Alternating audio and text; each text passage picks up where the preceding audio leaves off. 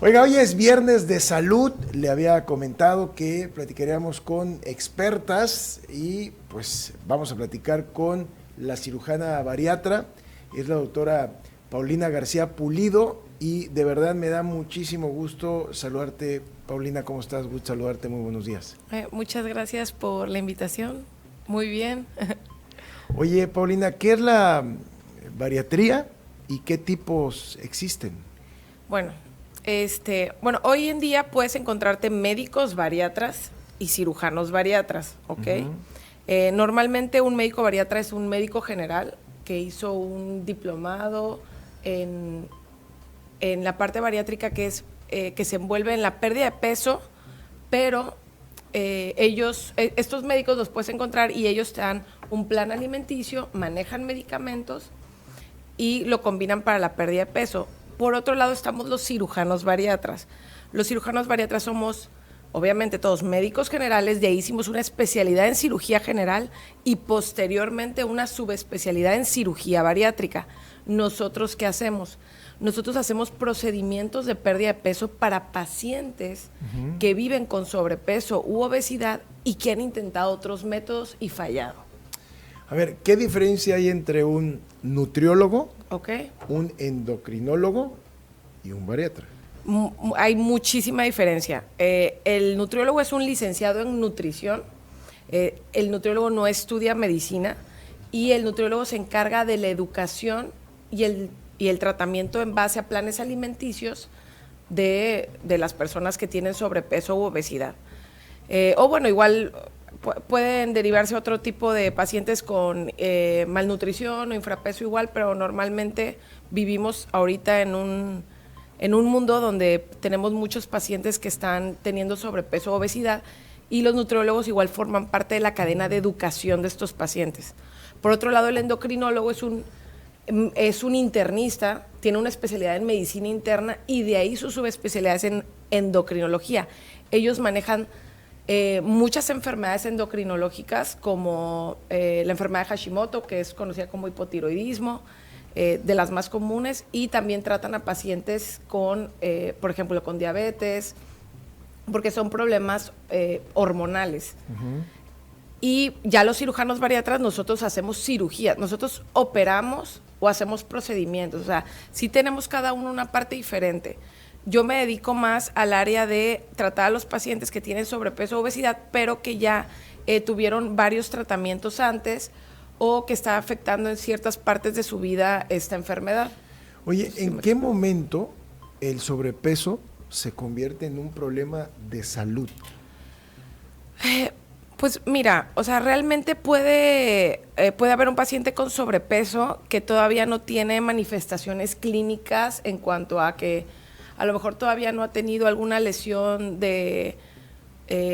física, pero que ya está presentando, el paciente que ya tiene sobrepeso, que quiere decir que es un índice de masa corporal arriba de 25, ya está teniendo cambios metabólicos en el cuerpo que pueden desarrollar a un paciente con obesidad. O sea, ¿qué quiere decir? Ya está empezando a tener datos de hígado graso, ya está empezando a tener alteraciones en la glucosa, y todo esto, o sea, de los ejemplos más rápidos, todo esto nos puede derivar a un paciente diabético. Entonces, es como el inicio de una progresión a una enfermedad más compleja, que es la obesidad.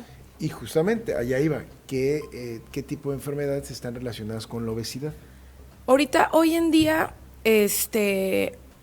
la obesidad está relacionada o asociada a 229 enfermedades. O sea, 229 enfermedades. O sea, realmente la obesidad le dicen que es la pandemia, es una pandemia porque la estamos presentando pues con todo el mundo, como dice su nombre.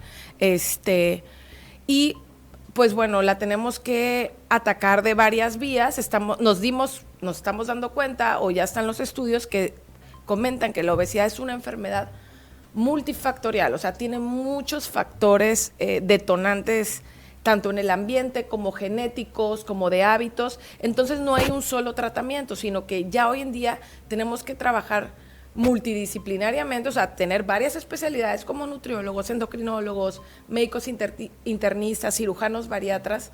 Todos tenemos que trabajar para apoyar a los pacientes con esta enfermedad.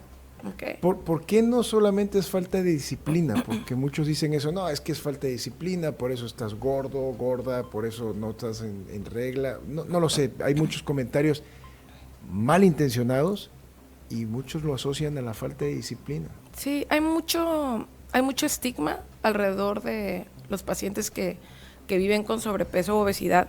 O sea, realmente yo lo que les explico en consulta es que tener obesidad no es como un adjetivo calificativo, no es como si yo te estuviera diciendo estás gordo o estás gorda, no.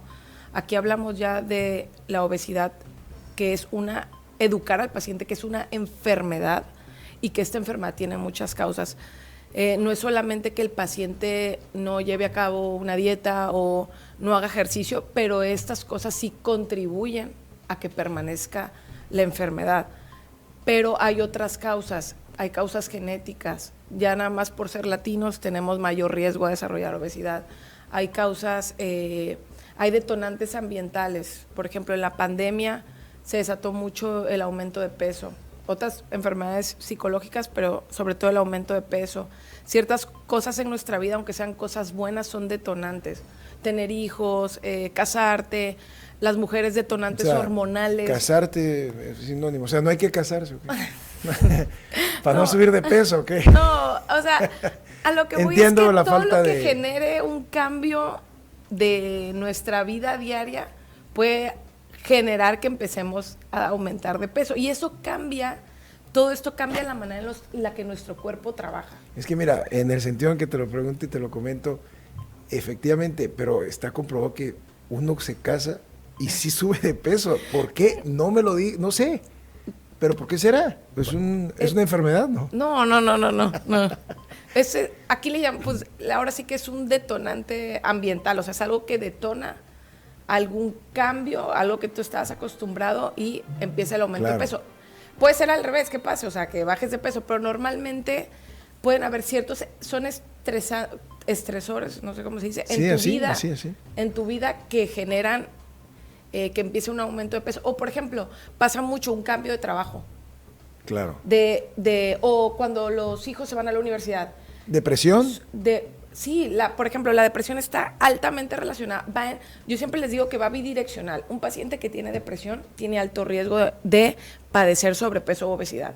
Y un paciente que padece sobrepeso o obesidad tiene mucho riesgo de padecer depresión. Entonces, son enfermedades que están relacionadas. ¿En qué momento uno debe de detenerse y decir, a ver, ya necesito ir con un bariatra? ¿En qué momento ya exacto es donde uno define, voy? Yo normalmente, cuando llegan los pacientes a mi consulta, les digo que yo apoyo a los pacientes para la pérdida de peso, pero sobre todo apoyo a los pacientes que ya han intentado muchas dietas, ya han intentado las maneras convencionales, dieta de ejercicio, muchas veces, ya han intentado tomar medicamentos, no funcionan, ya están teniendo problemas personales derivados, o sea, depresión, están aislados, socialmente ya no quieren, y están batallando igual físicamente con su sobrepeso. O sea, son pacientes que ya han intentado muchas cosas y llegan a mí. Llegan a ti, ¿y qué les haces? ¿Qué les dices? ¿Qué les recomiendas?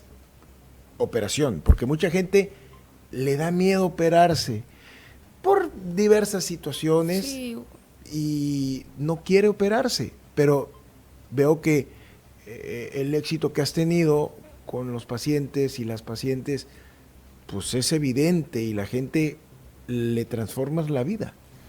Sí, la verdad es que hay pacientes que llegan completamente en blanco, sin ninguna información. Entonces, mi deber, yo siempre les digo, mi deber es darte un diagnóstico, o sea, cómo estás metabólicamente, con el estudio de bioimpedancia que se les hace antes de la consulta y todo.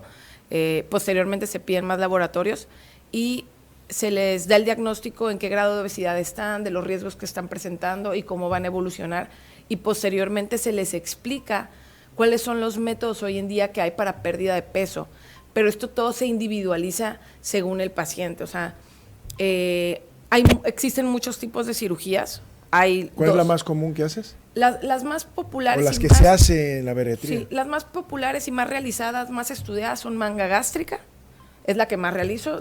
Manga gástrica. ¿Qué haces? ¿Qué es la operación de la manga gástrica? La manga gástrica, la fisiopatología o en qué consiste es, anatómicamente es retirar el 80% del estómago.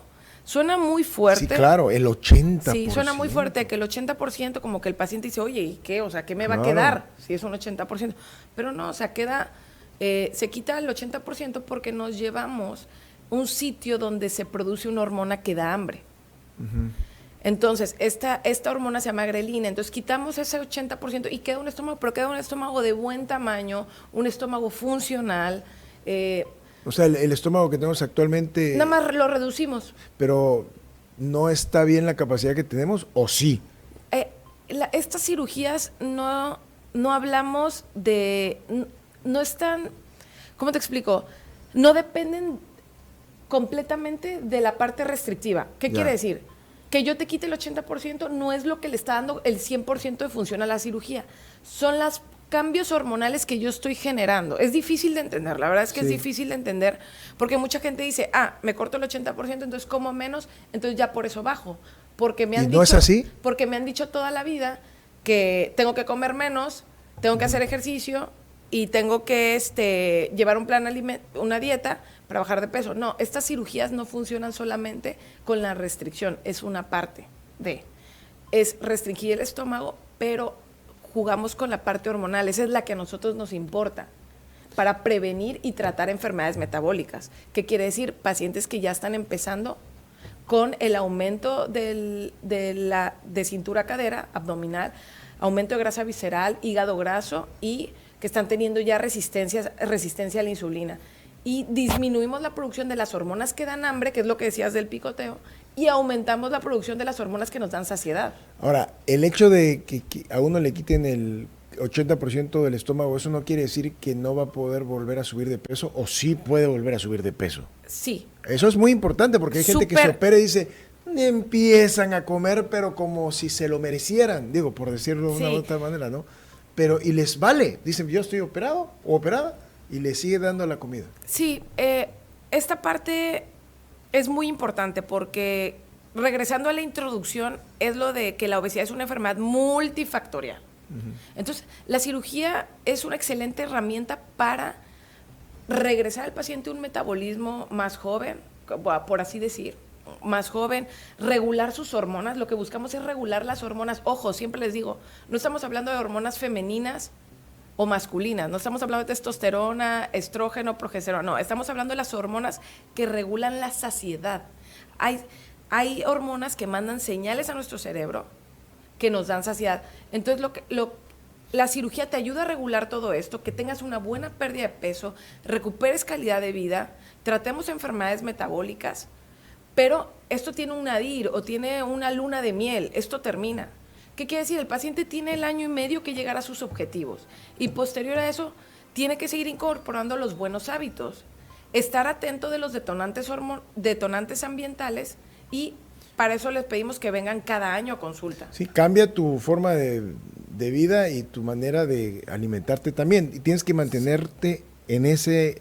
Idealmente sí, tienes que tenor. Mantener ahorita ya hay muchos estudios la verdad es que es un tema muy complejo, muy grande, pero ahorita yo lo que les digo, o sea, si yo te estoy activando hormonas a ti, que te dan saciedad, que te quitan el hambre, y tú metes, ahorita ya están muchos estudios, alimentos ultraprocesados, todos estos alimentos me van a elevar las hormonas que me dan hambre, y no me va a servir. Entonces la operación de la manga gástrica. Manga. Esa no es riesgo, no hay mucho riesgo en eso. No, las cirugías hoy en día son muy seguras. ¿Y la otra qué haces? La cirugía es el bypass gas. Otras cirugías son bypasses, se llaman. ¿Qué diferencia entre el bypass y la manga gástrica? Hay mucha diferencia. Anatómica, es que son temas muy complejos, pero hay mucha... Pero los estás explicando muy bien. Hay mucha diferencia. La manga gástrica, regresamos, solamente retira el 80% del estómago. ¿Y el bypass? Y el bypass, aquí tenemos un estómago completo. Bien. Después del estómago viene el intestino delgado, es lo que le explico al paciente. Sí. El intestino delgado se encarga de toda la absorción de los nutrientes del cuerpo. Sí. ¿Okay? El estómago nada más nos procesa el alimento que llega. Entonces, nosotros normalmente tenemos aproximadamente de 6 a 8 metros de intestino delgado para la absorción de todo este alimento que va llegando. Entonces, el bypass, ¿qué hace? divide el estómago, hacemos un estómago más pequeño que la manga. Estamos hablando de estómagos de 50, 70 mililitros. Estómagos más pequeños. Y el intestino delgado, yo les digo, es una carretera. Entonces, derivamos la carretera. Por eso se llama bypass en Y de Rux. Queda conectado a un estómago grande donde nada más va a llegar jugos biliares, enzimas y un estómago muy pequeño nuevo. Y vamos a pegar los intestinos. Entonces, a grosso modo, ¿qué pasa? Paciente come poco, una parte es la restricción, y aparte, ese alimento que llega ya no va a pasar por toda la carretera de 8 metros, sino que solo va a pasar por 4 metros. ¿Qué quiere decir? No va a haber absorción de todos los nutrientes que comemos. Es por eso que el bypass gástrico, el paciente tenemos que tener más vigilancia por el riesgo de deficiencia de ciertas vitaminas y de proteínas. Y finalmente, ¿los productos para perder el apetito son malos? Yo no manejo, yo no manejo o las pastillas, productos, pues. Nosotros manejamos hoy en día, y yo no, siempre, pero es una pregunta. Medicamentos para perder peso, depende cuáles. Ahorita yo la verdad solo recomendaría, y siempre les digo en consulta, yo nada más manejo y recomiendo los análogos de GLP-1, porque es magnífico eso que nos ha dado la ciencia. El activar esta hormona, que nos da saciedad, pero a un nivel muy bajo. Regresando a las preguntas que me hacía, ¿cómo yo decido qué paciente va a qué cosa? Es individualizado y las expectativas de los procedimientos. Yeah. Porque aquí es cirugía, yo hablo de cirugía bariátrica es pérdida de peso, y metabólica, tratar enfermedades derivadas de la obesidad. Entonces, es dependiendo del paciente que vamos viendo qué se le adapta mejor. Redes sociales. ¿En dónde estás? Estoy en Instagram, Facebook, TikTok. ¿Cómo te localizan? Doctora Pau, cirugía bariátrica. Doctora Pau. Cirugía bariátrica. Me parece muy bien. Sí. Pues doctora Paulina García Pulido, cirujana bariatra, siempre es un gusto estar con una experta, y qué bueno que orientaste a la gente sobre esta diferencia, ¿no?, entre la manga gástrica y y el bypass gástrico, que son las más comunes. Sí. Pues bueno, pues muchas gracias. Vamos a estar en comunicación por cualquier cosa. En otro viernes podemos platicar de otro tema que tenga que ver también con la salud y con estos temas. Y cuando hayan más dudas, bueno, pues ahí recurrimos a ti. Sí, cualquier cosa me puede escribir. Muchas gracias, doctora García Pulido, cirujana bariatra. Esta entrevista la pueden ustedes ver en nuestro canal de YouTube, XBA Tabasco. Volvemos.